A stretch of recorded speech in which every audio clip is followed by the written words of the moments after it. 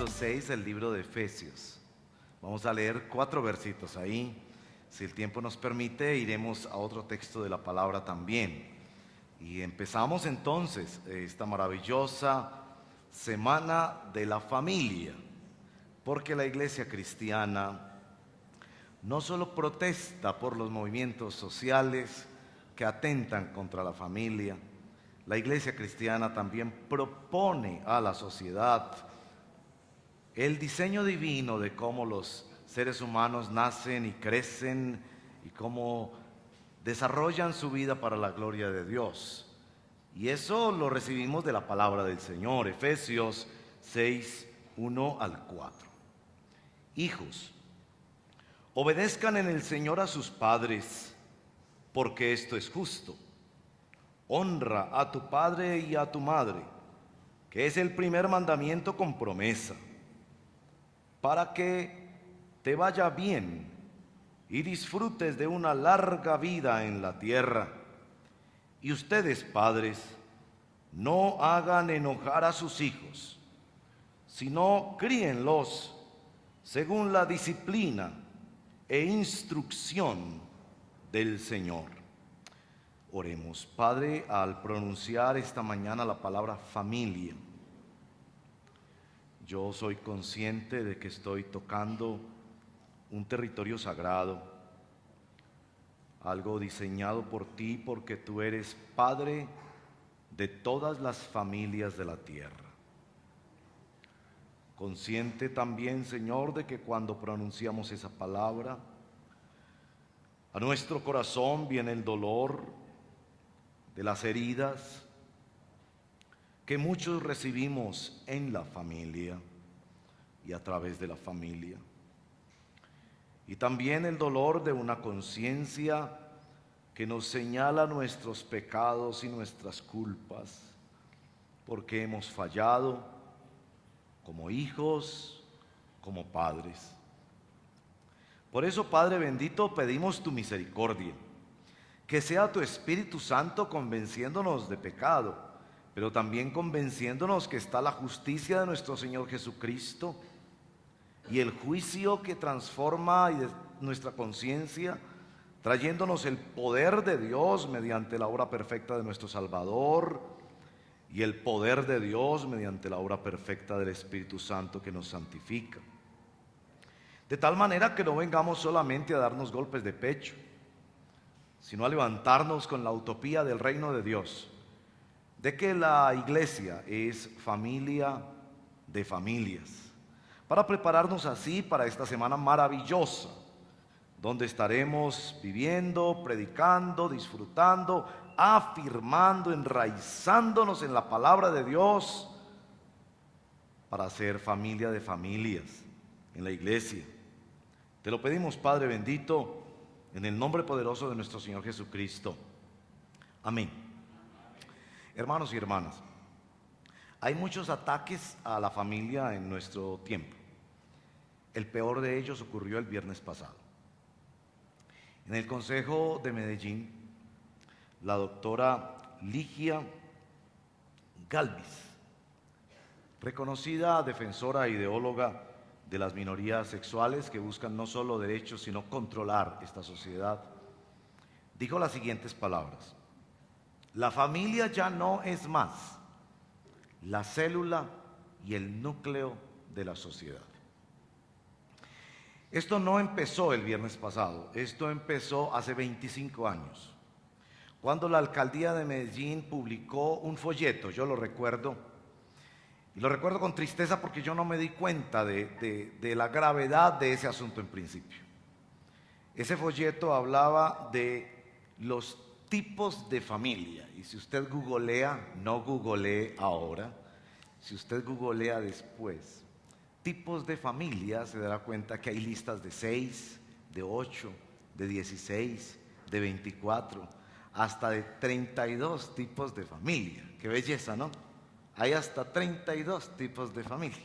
Hay inclusive una familia que ya incluye la mascota como parte de la familia, como uno de los hijos de la casa. Miren que cuando leemos la palabra del Señor, hay solo un tipo de familia. Entonces usted me dirá qué hacemos con la familia monoparental, la familia reconstituida, etcétera. Y yo le diré, esos no son tipos de familia. Esos son familias que han sufrido diferentes realidades que les obligan a adaptarse a circunstancias como la mujer viuda, que tiene que cumplir roles de papá y de mamá y ejemplarmente sacar adelante una familia. Pues eso no es un tipo de familia, hay solo un tipo de familia, por Dios. Y la mayor evidencia que tengo para eso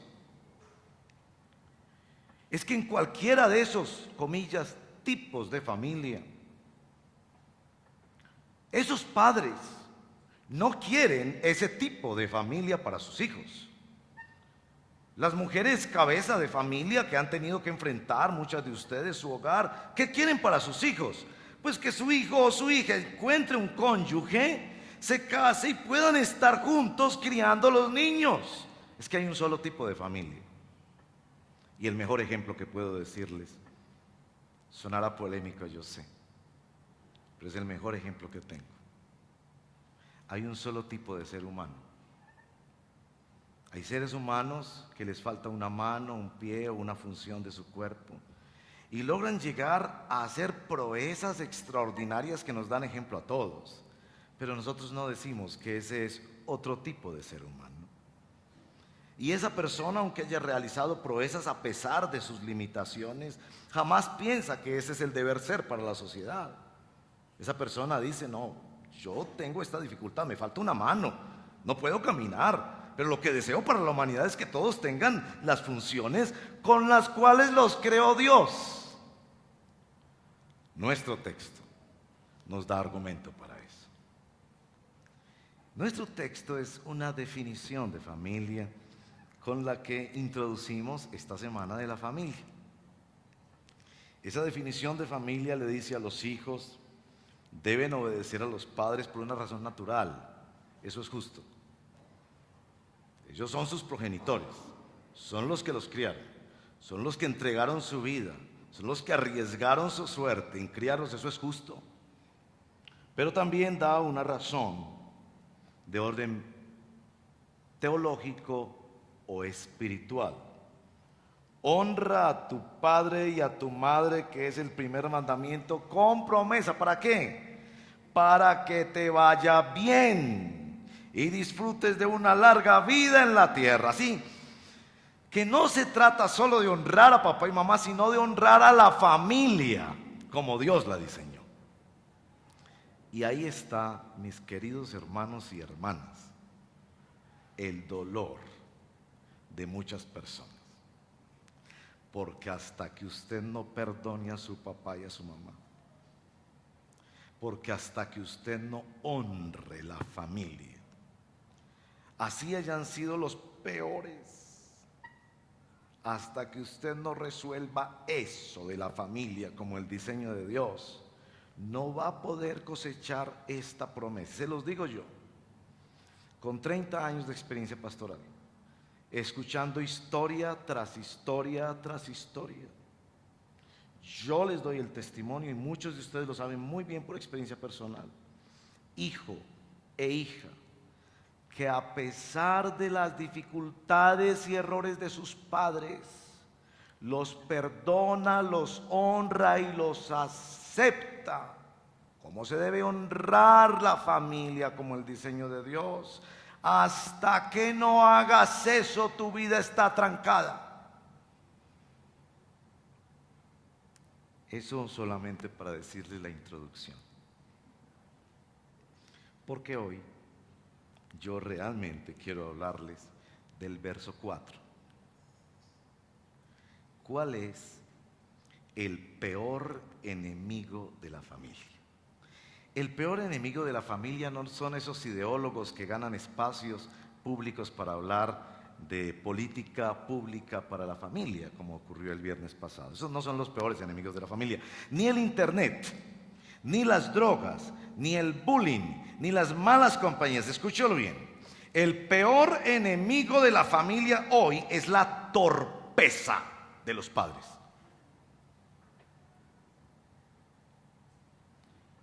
La torpeza de los padres.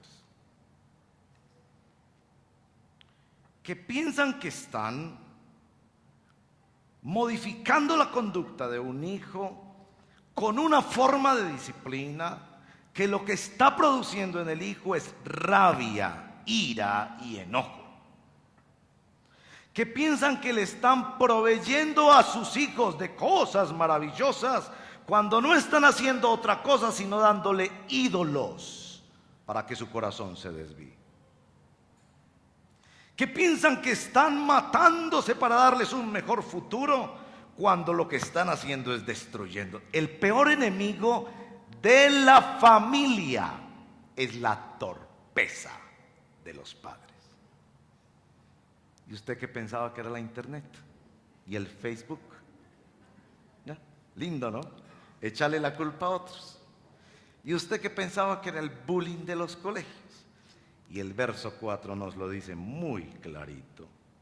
Y ustedes, padres, no hagan enojar a sus hijos. Esta es una sola palabra en el idioma original en que fue escrita la Biblia. La palabra es parorgizo. Es una palabra pues parorgizo. Crispar, exacerbar, irritar, exasperar. Entonces yo les voy a decir rápidamente, ¿cuál es ese enemigo? ¿Cómo opera ese enemigo? ¿Y cómo se puede evitar? Porque aunque yo sé que en primer término me dirijo a los padres, ustedes que son hijos, muy posiblemente serán padres. Y aquellos que no son padres son tíos. Y aquellos que ya terminaron de criar van a ser abuelos. Porque la familia siempre está integrada a través de todos sus miembros. Así que le va a interesar mucho sobre esto. ¿Cuál es ese enemigo? Padres que hacen airar, enojar, exasperar, exacerbar, irritar, crispar a sus hijos. Este asunto es muy importante porque San Pablo, inspirado por el Espíritu, está dándole valoración a la percepción del menor de edad y a sus sentimientos. Está haciendo que el menor de edad ocupe un lugar inicial de evaluación de la conducta de sus padres. Está diciéndonos que la violencia comienza en la familia. Allí donde hay un trato injusto, allí donde hay un trato discriminatorio, allí donde hay una palabra mala en la familia, se está sembrando una semilla que ese muchacho cuando crezca va a crecer con hambre de venganza.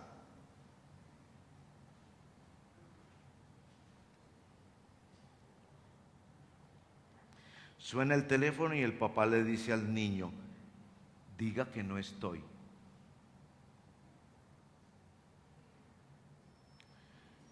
El niño se acerca al papá y él le dice, no tengo tiempo, cuando se queda hasta altas horas de la noche mirando la internet. El papá regaña al hijo y le dice, diga gracias, diga por favor, discúlpese, cuando son palabras que el hijo nunca ha escuchado que salgan de la boca de su papá o de su mamá. Hermanos y hermanas, el peor enemigo de la familia es la insensatez, la falta de coherencia, la injusticia que nosotros mismos, padres, vivimos en nuestra casa. ¿Cómo opera ese enemigo? Tengo 5 formas en las que opera. Tomen nota, pues son 5. Seguramente usted le va a poder añadir a esa lista. Primero, favoritismo. ¿Por qué tratan a mi hermanito así y a mí me tratan diferente? ese favoritismo tan antioqueño de que es que mi hermanita es la ñaña de mi papá. ¿Usted sabe qué hace al corazón de un niño eso? ¿Usted sabe qué hace al corazón de un niño eso? Ira. Y lo que nos está diciendo aquí San Pablo es que hay sentimientos que no debería vivir un niño. El niño no es capaz con esos sentimientos, solo los acumula para que se despierten en el futuro. Segundo, crítica severa sin afirmación, sin perdón. Usted es que no sirve para nada. Otra vez sacó 3,5 en el colegio. Crítica severa sin afirmación ni perdón. Padres que se equivocan y no le piden perdón a sus hijos. ¿Usted sabe qué hace eso en el corazón de un niño? Siembra un sentimiento que el niño no es capaz de manejar, pero que acumula para que se reviente cuando esté grande. Percibir esa injusticia, esa no coherencia, esa ambivalencia en la persona que él ve como la figura de Dios en su vida. Porque la cosa que más debe atemorizarnos a los papás y a las mamás es que nosotros representamos a Dios para esos muchachitos. Tercero, disciplina irregular, excesiva o ausente. Porque llegó tarde, le aplicaron una disciplina terrible. El hermanito golpeó a la hermanita y nada más le dijeron que se disculpara. La ausencia de disciplina también genera ira en el corazón del niño, porque el niño dice: ¿quién está poniendo orden a este mundo? Este es un mundo desordenado que no funciona. No debería extrañarnos que cuando lleguen a ser adultos hagan estudios doctorales para demostrar que la familia no es el núcleo de la sociedad. Pues claro, si desde niños lo que conocieron fue un desorden, no el modelo de Dios, sino un desorden, y entonces ahora están haciendo experimentos sociales a ver si el asunto puede funcionar de otra manera. Cuarto, expectativas irreales. Irreales porque son imposibles o porque son vicarias. Entonces estos padres de clase media quieren que el niño no solo hable inglés, sino también francés y mandarín. Y que sepa karate, buceo y tocar 4 instrumentos musicales. Y muchas veces la razón de eso es que el papá tiene esa profunda frustración y está haciendo de su hijo una versión editada de sí mismo. Y pensando que es una maravilla de padre porque lo tiene en todos los cursos habidos y por haber que hay en esta ciudad. ¿Han visto esos shows de televisión donde las mamás cogen a niñitas preciosas, niñitas de 3, 4, 5 años, y las maquillan como si fueran supermodelos y las someten a unas cosas que nunca un menor de edad debe estar sometido, a competir por la belleza con otras niñas de la misma? ¿Sabe qué es lo que hay ahí? Una mamá frustrada que está haciendo que su hijo sea su redentor. Quinto, el abandono físico o emocional.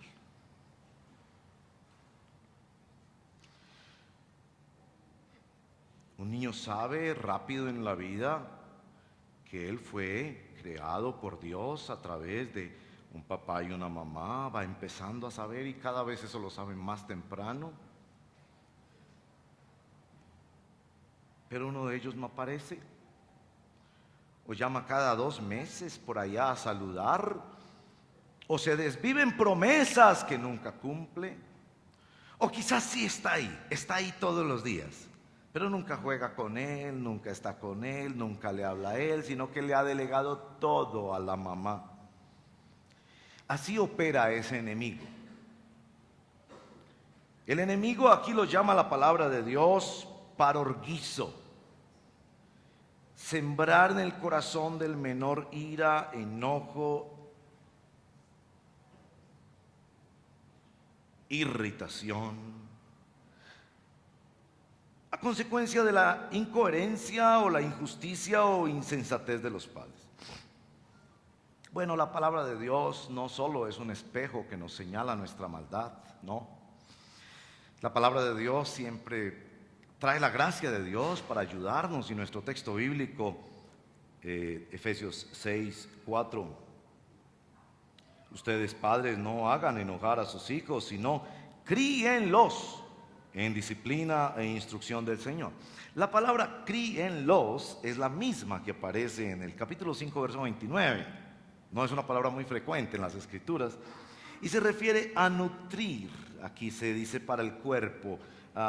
Todos cuidamos y nutrimos nuestro cuerpo, cómo lo alimentamos, cómo lo ayudamos, cómo lo acompañamos, cómo lo sostenemos. Entonces nos está diciendo que los padres de familia, Dios tenga misericordia de nosotros, somos responsables por nutrir, no solo física o alimentariamente a nuestros hijos, sino emocionalmente, espiritualmente, socialmente, nutrir. Y dice allí que hay dos herramientas fundamentales de esa nutrición. La primera es la disciplina, nos dice allí. La disciplina. La palabra es la palabra para pedagogía, paideia, preciosa palabra, entrenamiento. Y se refiere especialmente, escuche bien esta palabra, hábitos saludables de vida. ¿Hay en tu hogar hábitos saludables de vida? Qué lindo sería el hábito de desconectar el Wi-Fi de 8 en adelante cada noche. Sería un lindo hábito. Son más fáciles de instaurar los hábitos cuando los pequeños son menores, muy chiquiticos. Cuando van creciendo se hace un poco más difícil. En nuestro hogar tuvimos el hábito de nunca permitir que hubiera televisión en los cuartos. En nuestra casa nunca hubo televisión en los cuartos. Si querían ver televisión, tenían que salir del cuarto e integrarse a la familia y discutir democráticamente qué programa se iba a ver. Esa es una forma de educación. Hábitos. La disciplina se refiere a hábitos en el manejo del tiempo, de la comunicación, de las relaciones, de que se saluda. Eso es fundamental. Y aquí nos están diciendo, padres, ojo con eso. Hay unos hábitos saludables que tenemos que instalar en nuestra familia. La siguiente palabra, instrucción, que se usa 2 veces más en el Nuevo Testamento para describir el asunto del ejemplo y en un caso particular de la advertencia. Y nos dice que esta disciplina y que esta instrucción es en el Señor, que esta disciplina e instrucción debe ser en el Señor. ¿Qué quiere decir esto de en el Señor o de el Señor? ¿En qué sentido la familia cristiana debe reflejar la presencia de el Señor? Yo quiero compartirles rápidamente un ejemplo maravilloso de las Escrituras en torno a eso. Y es el ejemplo de Josué. Vengan por favor conmigo a Josué capítulo 24. Me ha bendecido mucho el Señor, entendiendo cómo es un hogar de gracia, cómo es un hogar que no incita al enojo acumulado en un niño que revienta cuando es adulto, sino que es un hogar donde están los hábitos y donde está la instrucción del Señor. Les estoy llevando a otra parte de la historia de Israel. Yo sé, y dejaré la lectura más detenida de ese capítulo para ustedes. Voy a referirme solamente a unos versos. En los primeros versos del capítulo 24, Josué ha descrito la historia de Dios con su pueblo. que es una historia de redención. Y como primera cosa veía es que nuestros hijos y nuestros nietos deben conocer la historia de redención. La historia de redención de la historia de redención y la historia de redención en nuestra historia personal de redención. Ellos deben saber que nosotros somos pecadores y que necesitamos la intervención de Dios. Y Josué pasa por la historia cuando el Señor sacó a su pueblo en liberación de Egipto y los introdujo a una nueva tierra. Llega al verso 14, con ese por lo tanto tan importante. Miren bien: por lo tanto, ahora ustedes entréguense al Señor y sírvanle fielmente. Desháganse de los ídolos. Esa frase va a ser muy importante para esta concepción de familia. Familia cristiana es una familia donde no se producen ídolos, sino que por el contrario se deshacen de los ídolos. Hay ídolos visibles, hay ídolos invisibles. Aquí les está hablando de los ídolos de sus antepasados que adoraron al otro lado del río Éufrates y en Egipto, y sirvan solo al Señor. Y en el verso 15, pero, Josué 24:15, pero si a ustedes les parece mal servir al Señor, y sin duda esta es una estrategia literaria de Josué, que es el sarcasmo o la ironía. Si a ustedes les parece mal servir al Señor, elijan ustedes mismos a quienes van a servir: a los dioses que sirvieron sus antepasados al otro lado del río Éufrates, o a los dioses de los amorreos en cuya tierra ustedes ahora habitan. Por mi parte, esa es la frase famosa de Josué. Josué se hizo famoso por esa frase. Un hombre definido por una frase.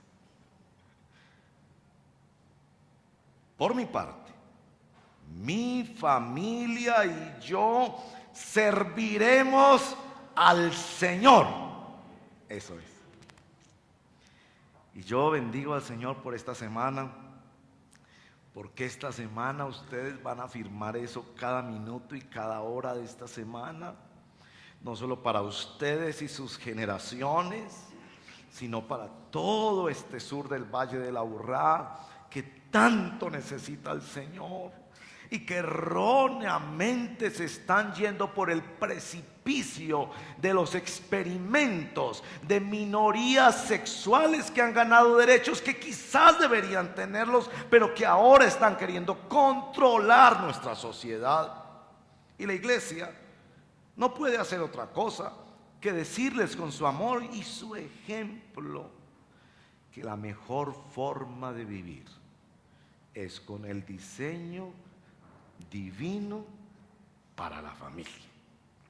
Y que si por alguna razón ese papá se murió o se fue, esa mamá está haciendo el esfuerzo para que esos niños aprendan ese diseño y un día vivan en ese diseño. Maravillosa expresión de compromiso. Yo y mi familia serviremos al Señor. Pero miren, el texto sigue, porque sigue de una manera maravillosa para ayudarnos a entender cómo es que opera la gracia de Dios en la familia. El pueblo respondió: eso no pasará jamás. Nosotros no abandonaremos al Señor para servir a otros dioses. El Señor nuestro Dios es quien nos sacó a nosotros.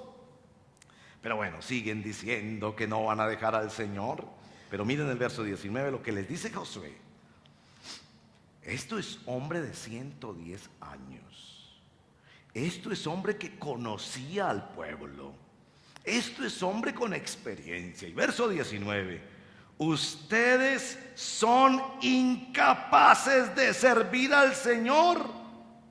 Y el pueblo responde en el verso 21, eso no pasará jamás. Nosotros solo serviremos al Señor. ¿Se dan cuenta? Es que este asunto del diseño de Dios en la familia es muy fácil decirlo. Es muy fácil emocionarnos aquí y decir la familia, la familia, la familia.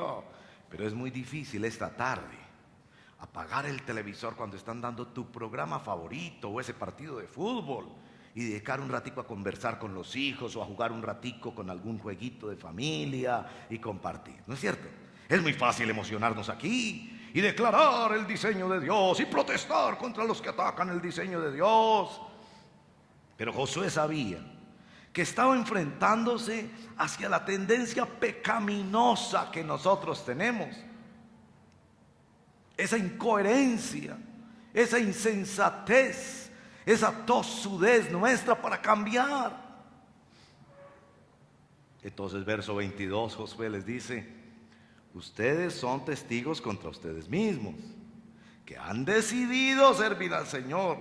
Y el pueblo otra vez responde: sí, sí lo somos. Y Josué replicó entonces: desháganse de los dioses ajenos que todavía conservan, ¿no? Y vuélvanse de todo corazón al Señor Dios de Israel.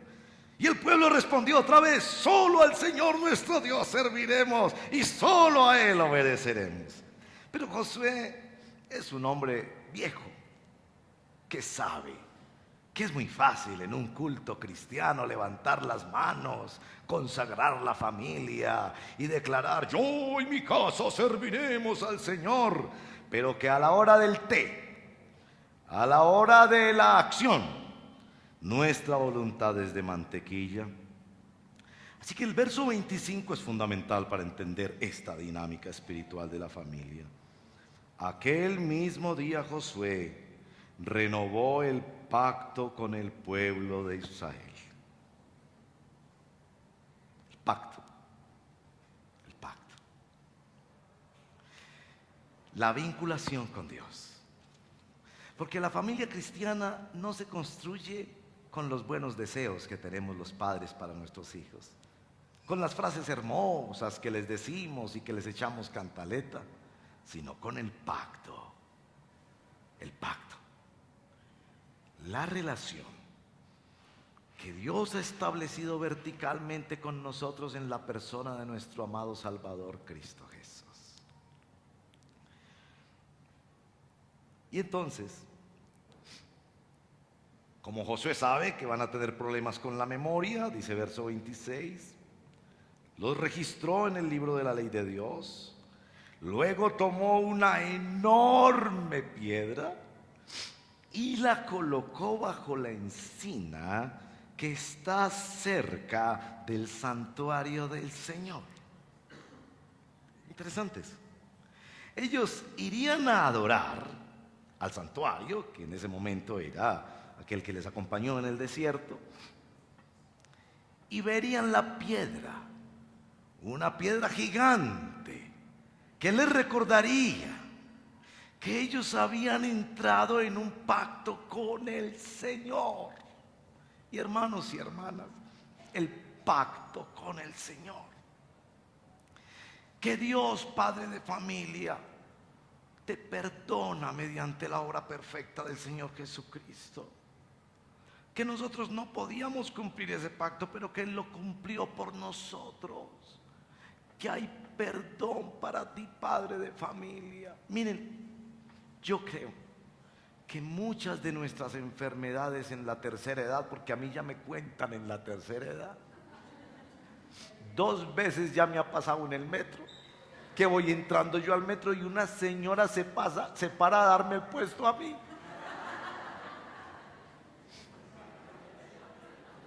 Muchas de las enfermedades que se viven en la tercera edad, ¿saben a causa de qué es? Culpa.